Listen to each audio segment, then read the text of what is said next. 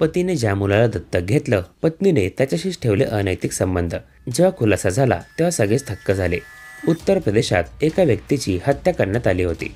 घरामध्ये पत्नी आणि मुलगा असून हत्येनंतर खळबळ उडाली होती. पण जेव्हा सत्य उघड झालं तेव्हा सर्वांच्याच पायाखालची जमीन सरकली. याचं कारण पतीच्या हत्येचा कट इतर कोणी नाही तर पत्नीने आखला होता. मृत पतीने दत्तक घेतलेला मुलगा आणि गावातील एका व्यक्तीला सोबत घेऊन तिने पतीची हत्या केली होती. गावातील व्यक्तीला तिने 2.5 लाख रुपयांची सुपारी दिली होती. इटावा जिल्ह्यातील उसाराहार पोलीस ठाणे क्षेत्रात ही घटना घडली आहे. विशेष म्हणजे या हत्येमागं अनैतिक संबंध कारणीभूत आहेत. मृत व्यक्तीच्या पत्नीचे दत्तक घेतलेल्या मुलासह संबंध होते. तिच्या पतीला याची माहिती मिळाली होती. जेव्हा त्याने या गोष्टीचा विरोध केला तेव्हा पत्नीने त्याला रस्त्यातून हटवण्याचा निर्णय घेतला. मारेकऱ्याला 27,000चा ॲडव्हान्सही देण्यात आला आणि रात्री घरात रक्ताचा सडा पाडण्यात आला. पती झोपेत असताना त्याची हत्या करण्यात आली.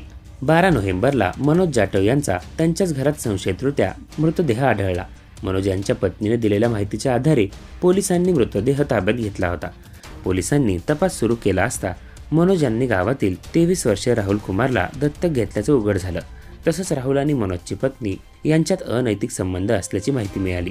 अनैतिक संबंधात अडथळा ठरत असल्याने मनोज यांची पत्नी आणि मुलाने 15 नोव्हेंबरला रात्री हत्या करण्याची योजना आखली.